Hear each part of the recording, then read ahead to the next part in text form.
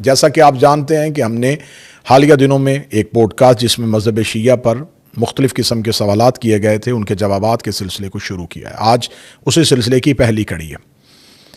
اس pod cost میں ایک سوال کیا گیا کہ شیعہ مسلک یا شیعہ فرقہ جو ہے وہ کب وجود میں ہے۔ یہ پہلا سوال تھا جو اس میزبان کی جانب سے ہوا۔ اس ویڈیو کو دیکھتے ہوئے یہ ضرور ذہن میں رکھیے گا کہ یہ ویڈیو ان غیر شیعہ افراد کے لیے ہے جو مذہب شیعہ کے بارے میں تعصب اور تنگ نظری کیے بغیر تحقیق کرنا چاہتے ہیں، مذہب شیعہ کے بارے میں جاننا چاہتے ہیں۔ تو سوال یہ ہے کہ شیعہ مسلک، شیعہ فرقہ، شیعہ گروہ کب پیدا ہوا، کب وجود میں آیا؟ تو اس کے لیے ذہن میں رکھیے گا کہ شیعہ کسی مسلک، کسی فرقے یا کسی گروہ کا نام نہیں، بلکہ شیعہ ایک مذہب کا نام ہے، اور شیعہ وہی مذہب ہے جسے اسلام کہا جاتا ہے۔ اسلام ہی کو شیعہ کہا جاتا ہے اور شیعہ ہی کو اسلام کہا جاتا ہے۔ باقی جتنے بھی مسلک، جتنے بھی فرقے یا جتنے بھی گروہ بنے وہ اسی مذہب سے جدا ہو کر بنے۔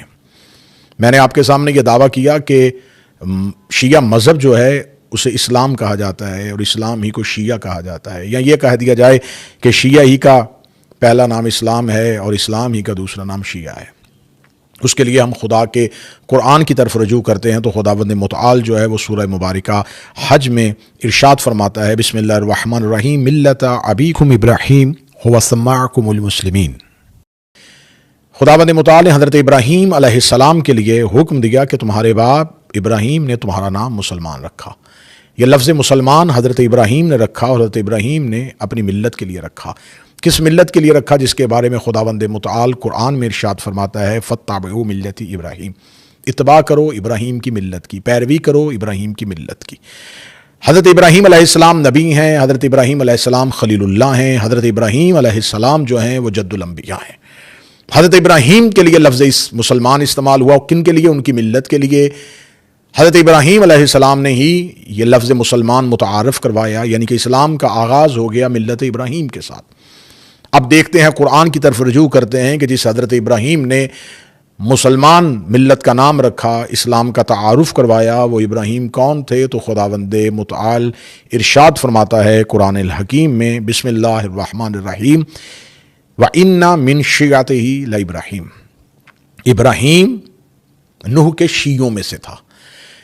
یہ لفظ شیعہ کا استعمال اللہ نے قرآن میں حضرت ابراہیم علیہ السلام کے لیے کیا۔ حضرت ابراہیم علیہ السلام کو خدا نے خلیل اللہ ہیں، نبی اللہ ہیں، لیکن حضرت ابراہیم علیہ السلام کا جب خدا نے تعارف کروایا تو خدا نے حضرت نوح کے شیعوں میں سے تعارف کروایا۔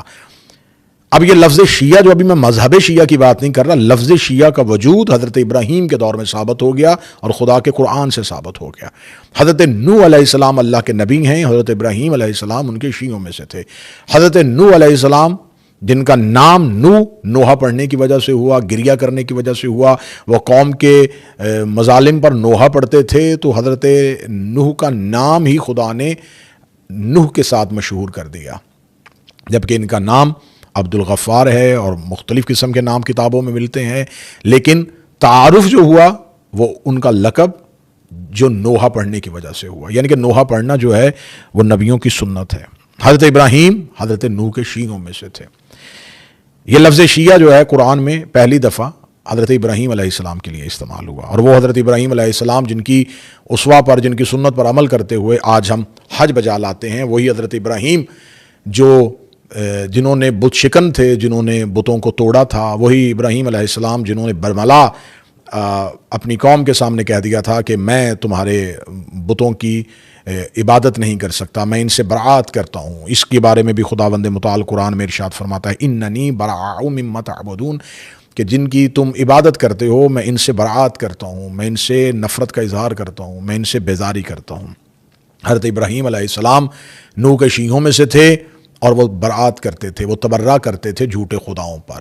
حضرت ابراہیم نوح کے شیعوں میں سے تھے۔ حضرت ابراہیم علیہ السلام کو آگ میں پھینکا گیا اور خدا نے آگ کو ان پر ٹھنڈا کر دیا۔ حضرت ابراہیم علیہ السلام نوح کے شیعوں میں سے تھے، اور حضرت ابراہیم علیہ السلام نے اللہ کی محبت میں بیٹے کی قربانی سے دریغ نہیں کیا۔ یہ شیعہ کا کردار ہے کہ شیعہ جو ہے وہ جس سے محبت کرے اس کے لیے قربانی سے دریغ نہیں کرتا۔ یہ شیعہ کا کردار ہے کہ شیعہ پہ اللہ آگ کا اثر نہیں ہونے دیتا۔ شیعہ کے لیے ایک شیعہ کا کردار ہے کہ جو شیعہ ہوتا ہے وہ دشمنوں سے برات کرتا ہے، بیزاری کرتا ہے اور تبرہ کرتا ہے۔ دوسری جگہ یہ لفظ شیعہ خدا نے قرآن میں حضرت موسیٰ علیہ السلام کے لیے استعمال کیا. حضرت موسیٰ علیہ السلام کے لیے استعمال کیا. جب حضرت موسیٰ علیہ السلام ایک شہر میں داخل ہوئے تو 2 آدمیوں کو لڑتے ہوئے دیکھا. خدا نے قرآن میں اس واقعے کو لکھا اور ساتھ واضح طور پہ اس کی وضاحت کی کہ ھذا من شیعتہ و ھذا من عدوہ. ان میں سے ایک حضرت موسیٰ کا شیعہ تھا اور ایک حضرت موسیٰ کا عدو تھا، دشمن تھا. خدا نے ان کے نام کے ساتھ تعارف نہیں کروایا، خدا نے اجنبی کہہ کے تعارف نہیں کروایا. خدا نے قرآن میں وضاحت دے دی کہ ایک موسیٰ کا شیعہ تھا اور ایک موسیٰ کا دشمن تھا. پھر کیا ہوا کہ جب حضرت موسیٰ علیہ السلام وہاں پر پہنچے تو شیعہ نے مدد کے لیے موسیٰ کو پکارا. خدا قرآن میں کہتا ہے فاستغاثہ، استغاثہ کیا، بلایا مدد کے لیے. فوری طور پہ کس کو؟ حضرت موسیٰ علیہ السلام کو. حضرت موسیٰ نے فوراً مدد کی اور اپنے عدو کو، اپنے دشمن کو جو ان کے شیعہ سے لڑ رہا تھا، اسے مکہ رسید کیا. اب یہ شیعہ کا دوسرا کردار ہے کہ شیعہ حضرت موسیٰ کے دور میں خدا نے قرآن میں اس کی وضاحت کی کہ ایک موسیٰ کا شیعہ تھا، اور شیعہ کا کردار یہ ہے کہ وہ مدد کے لیے حجت کو پکارتا ہے، اور یہ شیعہ کا کردار ہے کہ حجت اس کی مدد کے لیے آتی ہے، خدا کا نبی اس کی مدد کرتا ہے. یہ لفظ شیعہ دوسری مرتبہ استعمال ہوا حضرت موسیٰ کے دور میں. پہلی دفعہ یہ لفظ حضرت ابراہیم کے لیے استعمال ہوا، دوسری دفعہ یہ لفظ حضرت موسیٰ علیہ السلام کے لیے استعمال ہوا. اب یہاں پر سوال یہ ہے کہ دیکھیں ہم لفظ شیعہ کی بات نہیں کر رہے، لیکن میرے لیے ضروری تھا کہ میں لفظ شیعہ کی وضاحت کروں کہ لفظ شیعہ کب سے ہے اور لفظ شیعہ کا وجود کہاں پہ ہے. اب بات ہوگی مذہب شیعہ پر کہ مذہب شیعہ کا وجود جو ہے وہ کیسے ہوا.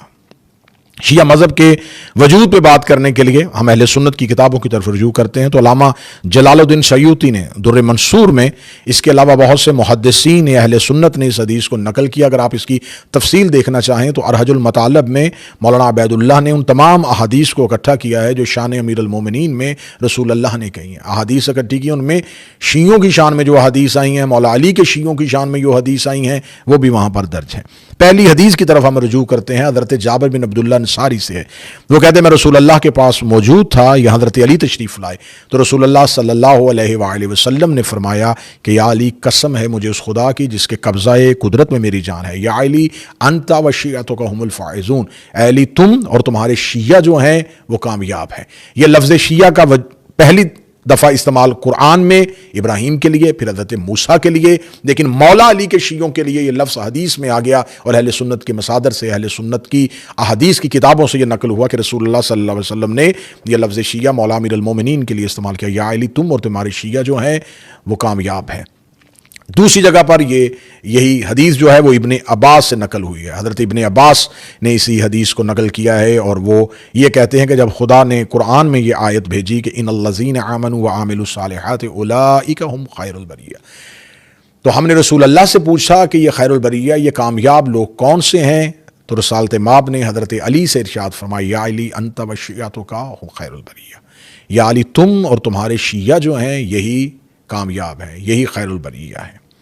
ایک اور جگہ پر اسی حدیث کو اس انداز میں نقل کیا کہ رسالت مآب صلی اللہ علیہ وآلہ وسلم نے کہا کہ یا علی تم اور تمہارے شیعہ حوض کوثر پر میرے پاس آؤ گے اور میں انہیں جنت میں داخل کروں گا.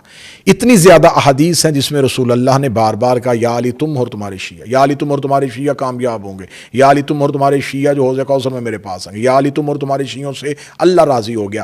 احادیث کی کثرت ہے جو اہل سنت کی کتابوں میں درج ہے جس میں رسول اللہ نے مولا علی اور مولا علی کے شیعوں کے لیے لفظ میں اے علی تم اور تمہارے شیعہ، تم اور تمہارے شیعہ، یعنی کہ یہ لفظ شیعہ اگر کسی کے ساتھ استعمال ہونا بھی تھا، اگر رسول اکیلا یہ کہتے یا علی شیعہ تو پھر کہہ دیا جاتا یہ اس شیعہ کی بات نہیں کی جا رہی تھی، اس گروہ کی بات نہیں کی جا رہی تھی، یہ کسی اور شیعہ کی بات کی جا رہی تھی. تو رسالت مآب نے بار بار کہا اے علی تم اور تمہارے شیعہ، اے علی تم اور تمہارے شیعہ.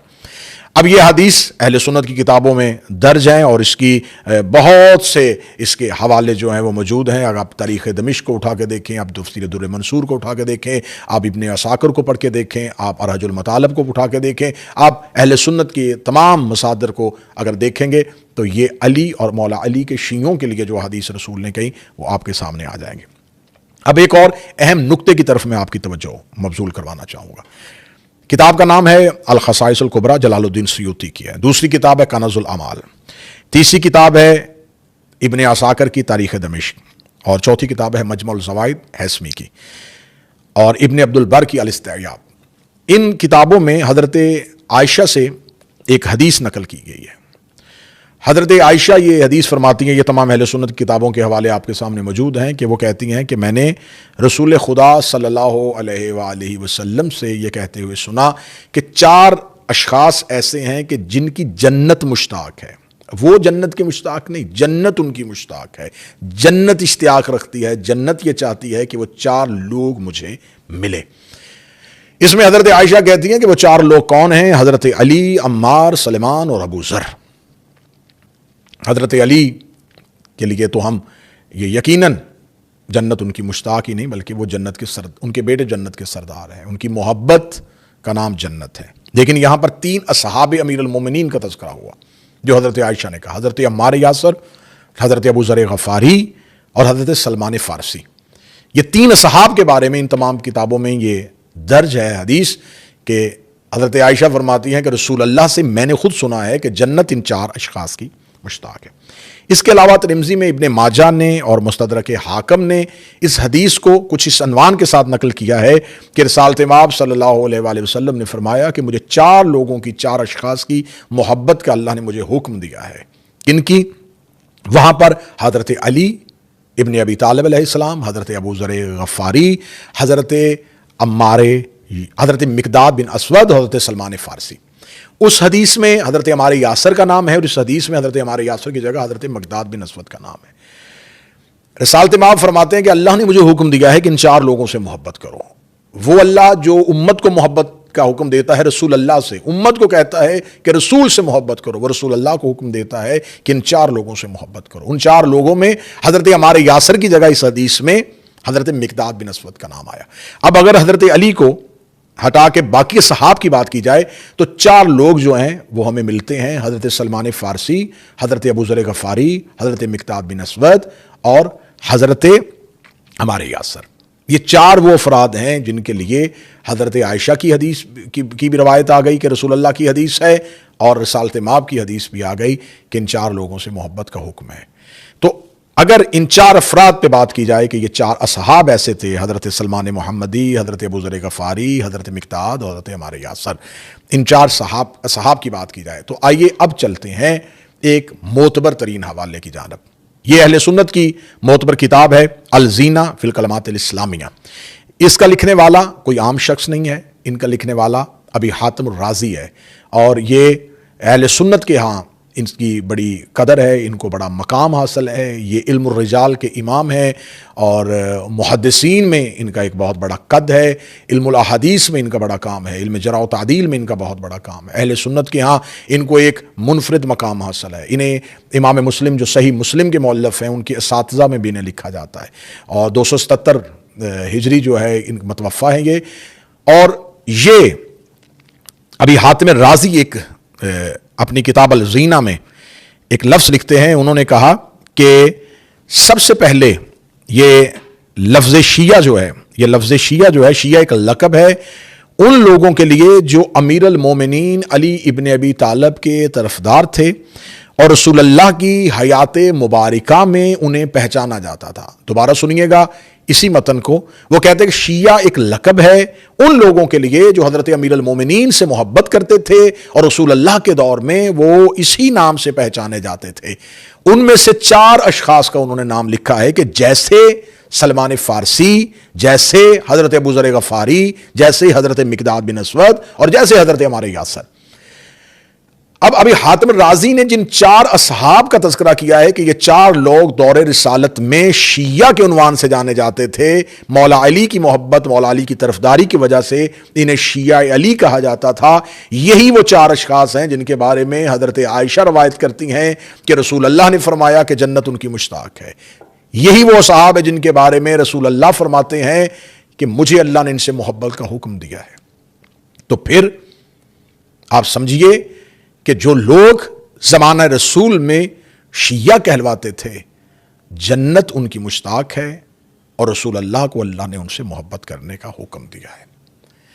ابھی بہت سے حوالے موجود ہیں، بات کثرت کے ساتھ کی جاتی ہے، اور یہ بہت لمبی گفتگو ہو جائے گی کہ یہ شیعہ نے علی ابن ابی طالب علیہ السلام رسول اللہ کے دور میں کون کون سے اصحاب کو اسی عنوان سے یاد کیا جاتا تھا۔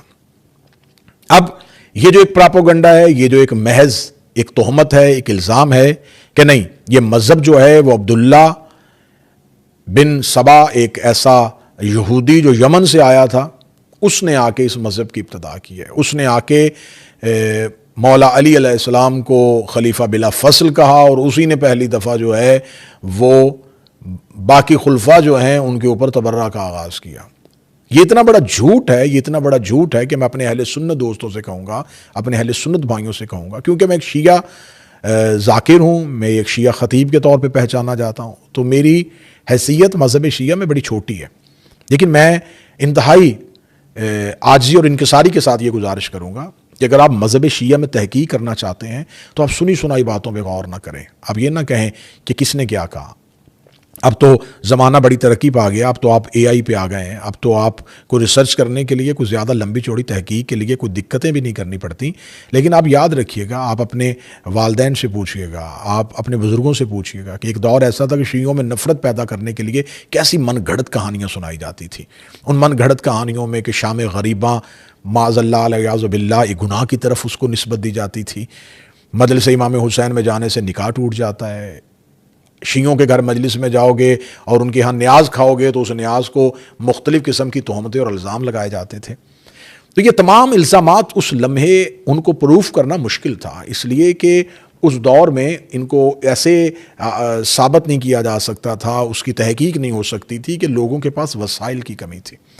لیکن اب تو آپ کے پاس کوئی وسائل کی کمی نہیں ہے، اب تو آپ چاہیں تو آپ مجالس میں کثرت سے جاتے ہیں۔ ہم امام بارگاہ کا دروازہ لاک کر کے مجلس نہیں کرتے، امام بارگاہ کا دروازہ کھول کے مجلس کرتے ہیں۔ ہم یہ چاہتے ہیں کہ ہمیں زیادہ سے زیادہ باہر نکل کے ہمیں ذکر امام حسین اور عزاداری کرنے دی جائے۔ تو شاید اب یہ ساری چیزیں ختم ہو گئی ہیں، اب الزامات جو ہیں ان کے بادل جو ہیں وہ چھٹ رہے ہیں۔ اب یہ جو الزامات رہ گئے ہیں جس کے لیے اب اہل سنت کو تحقیق کی ضرورت ہے، وہ یہ ہے کہ یہ کسی یہودی کا پیدا کردہ مذہب ہے۔ تو آپ سمجھیے کہ یہودی کا اگر یہ پیدا کردہ مذہب ہے تو میں آپ سے یہ سوال پوچھنا چاہتا ہوں کہ اگر ایک یہودی جو یمن سے آیا تھا، اس نے آ کے اس مذہب کی ابتدا کی، تو اس نے اس مذہب کی جو ابتدا کی، اس مذہب کی خاصیت کیا رکھی کہ حضرت علی کی خلافت اور امامت کے قائل ہو جاؤ، اور حضرت علی کے خلاف جنگ کرنے والوں پہ، حضرت علی کے دشمنوں پہ سے برات کرو، نفرت کرو۔ یہ ایک یہودی نے کیوں کیا؟ کیا وجہ تھی؟ وہ یہ کیوں کرنا چاہتا تھا؟ کہتے نہیں، وہ اسلام میں تفریق ڈالنا چاہتا تھا، وہ اسلام کو ختم کرنا چاہتا تھا۔ تو میں نے آپ کے سامنے کہا کہ یہ لفظ شیعہ قرآن سے حضرت ابراہیم کے دور میں ثابت ہے، رسول اللہ کے دور میں لفظ شیعہ مولا علی کے ماننے والوں کے لیے رسول اللہ نے اپنی احادیث میں کہا ہے۔ تو رسول کے بعد آ کے ایک ایسا یہودی جس کا اسلام نے سب سے بڑا نقصان کیا ہے، اسلام کے آنے کی وجہ سے جن کا مذہب خاموش ہو گیا ہے، اور وہ حضرت علی علیہ السلام، وہ مولا علی جس نے خیبر میں یہودیوں کا نقصان کیا ہے، جو یہودیوں کو خیبر میں ابھی چند سال پہلے جو ہے وہ فتح کر کے آئے ہیں خیبر کو، تو وہیں سے ایک یہودی نکل کے آ کے اسی حضرت علی کی امامت کا قائل ہو جاتا ہے، اسی حضرت علی کی خلافت کا قائل ہو جاتا ہے۔ تو اس کے لیے میں گزارش کروں گا کہ اگر دو لوگ آپس میں لڑ رہے ہیں اور وہ یہ کہے، ایک شخص کہے کہ چوری کا مال اس کے پاس ہے، دوسرا کہے کہ چوری کا مال اس کے پاس ہے، تو اس کا بہترین طریقہ یہ ہوتا ہے کہ دونوں کی جامعہ تلاشی لے لی جائے، جس سے مال برآمد ہوگا وہی چور ہوگا۔ تو آئیے، ہماری لائبریریاں، ہمارے امام بارگاہ، ہماری کتابیں، ہماری مسجدیں اور ہمارے اسکالر آپ کے سامنے موجود ہیں۔ آپ مذہب شیعہ کی احادیث کی کتابوں میں سے کوئی ایک حدیث، کوئی ایک روایت ایسی بتائیں جو ہم نے اس یہودی سے لی ہو۔ اگر وہ یہودی ہمارے مذہب کا بانی ہے تو یقیناً پھر ہماری مذہب کے فقہ کے اصول اسی یہودی نے ترتیب دیے ہوں گے۔ تو آپ دیکھیں ہمارے مذہب کی احادیث کی کتابوں میں سے کتنی احادیث ہیں جو یہودیوں سے لی گئی ہیں۔ ہم اپنی تلاشی دینے کے لیے تیار ہیں۔ آپ ہماری کتب اربعہ کا مطالعہ کریں، آپ ہماری احادیث کی کتابوں کا مطالعہ کریں، آپ ہمارے عقائد اور نظریات کو ٹٹول کے دیکھیں۔ آپ دیکھیں کہ ہمارا عقیدہ توحید یہودیوں سے مشابہت رکھتا ہے یا کسی اور کا رکھتا ہے۔ کیا شیعہ عقیدہ توحید میں ہے کہ اللہ ہر چیز پہ قادر نہیں ہے؟ کیا شیعہ عقیدہ توحید میں ہے کہ شر بھی اللہ کی طرف سے ہے؟ کیا شیعہ عقیدہ توحید میں ہے کہ معاذ اللہ خدا جہنم میں اپنی ٹانگ ڈالے گا؟ کیا شیعہ عقیدہ توحید میں ہے کہ خدا حلول کر دیتا ہے، خدا کسی بھی چیز میں سما سکتا ہے؟ تو اگر یہ شیعہ عقیدہ توحید نہیں ہے تو پھر دیکھیے کہ ایسا عقیدہ توحید جو یہودیوں کے عقیدہ توحید سے مشابہت کرتا ہے وہ کس کے پاس ہے؟ ہمارے پاس عدل جیسی شرط موجود ہے، بتائیے کہ کیا یہودیوں کے ہاں اللہ کے عادل ہونے کی شرط موجود تھی؟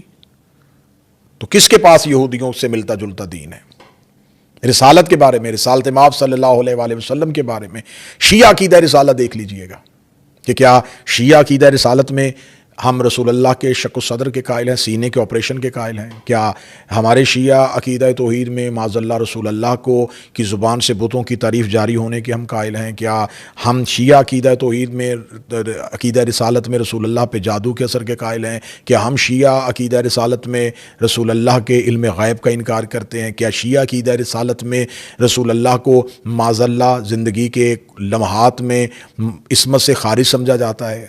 تو اگر شیعہ عقیدہ رسالت میں ایسی چیزیں موجود ہیں تو پھر ہمارا عقیدہ یہودیوں سے مشابہت رکھتا ہے. لیکن اگر ہمارے عقیدہ رسالت جو ہے وہ نبی کی عصمت پر ہے، نبی کی عزت پر مبنی ہے، تو پھر دیکھیے گا کہ کس کا عقیدہ رسالت یہودیوں سے مشابہت رکھتا ہے، کس کا عقیدہ امامت جو ہے وہ بہترین ہے، کس کا عقیدہ قیامت بہترین ہے. تو یہ تمام عقائد کو دیکھیں، تمام نظریات کو دیکھیں، پھر دیکھیں کہ اس یہودی نے اس مذہب کو کی بنیاد رکھ کے اس نے فائدہ کیا لیا ہے. ہم نے تو آپ کے سامنے بیان کر دیا کہ اس مذہب کا آغاز کب سے ہوا اور شیعہ نام کا آغاز کب سے ہوا. تو سوال کرنے کے لیے زبان ہم بھی رکھتے ہیں. حضور آپ ہمیں بھی بتائیے، آپ ہمیں بھی سوالوں کے جوابات دیجیے. آپ ہمیں بتائیں کہ کعب الاحبار کون تھا. آپ ہمیں بتائیں کہ وہ جو یمن سے یہودی آیا تھا جس سے آپ نے بہت سے زیادہ احادیث لی ہیں، وہ رسول اللہ کی زندگی میں مسلمان نہیں ہوا، وہ صحابی نہیں ہے، وہ رسول اللہ کے بعد مدینے پہنچتا ہے، کس شخصیت سے ملتا ہے، پھر اسے ایک اعلیٰ عہدے پہ کیوں بٹھایا جاتا ہے، اسے مسلمانوں کا مدرس کیوں بنا دیا جاتا ہے، وہ مسلمانوں کو درس و تدریس کیوں کرتا ہے، جس نے رسول اللہ کا دور نہیں دیکھا، جس نے رسول اللہ صلی اللہ علیہ وآلہ وسلم سے کوئی حدیث نہیں سنی، اور وہ مسلمانوں کو احادیث کا علم سکھا رہا ہے، وہ مسلمانوں کو دین سکھا رہا ہے، وہ مسلمانوں کو فقہ سکھا رہا ہے. اسے کیوں بلایا گیا؟ کس دور میں آیا تھا؟ اسے چیف جسٹس کس نے بنایا تھا؟ پھر آپ کی احادیث کی کتابوں میں کثرت کے ساتھ ایک صحابی سے روایات ہیں، حضرت ابو ہریرہ. آپ کے ہاں ان کو عزت کی نگاہ سے دیکھا جاتا ہے. یقیناً آپ کا مذہب ہے، آپ کا عقیدہ ہے، آپ کا نظریہ ہے، آپ کو اجازت ہے، آپ جسے چاہیں عزت دیں، جسے چاہیں عزت نہ دیں. لیکن آپ ضرور میرے نوجوان، میرے اہل سنت بھائی، آپ ریسرچ کیجئے گا کہ حضرت ابو ہریرہ مسلمان کب ہوئے تھے. جنگ خیبر کے بعد. اتنے کم عرصہ میں ان سے بہت زیادہ احادیث، کثرت کے ساتھ احادیث لے لی گئی. وہ اسلام سے پہلے یہودی مذہب پر تھے، وہ مسلمان ہوئے، مسلمان ہونے کے بعد انہوں نے کثرت کے ساتھ احادیث نقل کرنی شروع کر دیں. اور وہ مولا علی ابن ابی طالب جو رسول کی زبان چوس رہے تھے، جو رسول اللہ کے گھر میں رہتے تھے، جو رسول اللہ کے بھائی تھے، جن کے بارے میں اتنی احادیث ہے، اس حضرت علی سے کتنی احادیث لی گئی ہیں، ان امام حسن سے کتنی احادیث لی گئی ہیں، رسول اللہ کی سگی بیٹی سے کتنی احادیث لی گئی ہیں، رسول اللہ کے نواسوں سے کتنی احادیث لی گئی ہیں. تو تلاشی لے لیتے ہیں، جس کے مذہب سے یہودی روایات نکل آتی ہیں، جس کے مذہب سے اسرائیلیات نکل آتی ہیں، تو سمجھ لیں کہ پھر اسی مذہب کی ابتدا یہودی نے کی ہے. شیعہ مذہب لاجیکل مذہب ہے، دلیل کا مذہب ہے. ہم کسی کو مانتے ہیں تو دلیل کے ساتھ، کسی کو چھوڑتے ہیں تو دلیل کے ساتھ. ہمارے دلائل کا سلسلہ جاری رہے گا، اور آنے والی ایک ساتھ میں ہم اس سے بعد اگلے آنے والے تمام سوالات کا کوشش کریں گے آسن طریقے سے، پرامن طریقے سے، محبت کے طریقے سے جواب دے سکے. یقیناً حق سننا بہت مشکل ہے، حق برداشت کرنا بہت مشکل ہے. خداوند متعال ہمیں حق کہنے والی زبان عطا فرمائے، حق دیکھنے والی آنکھ عطا فرمائے، اور حق سننے والا کان عطا فرمائے. خداوند متعال ہمیں ہدایت نصیب فرمائے اور ہمیں اسی ہدایت پہ استقامت نصیب فرمائے.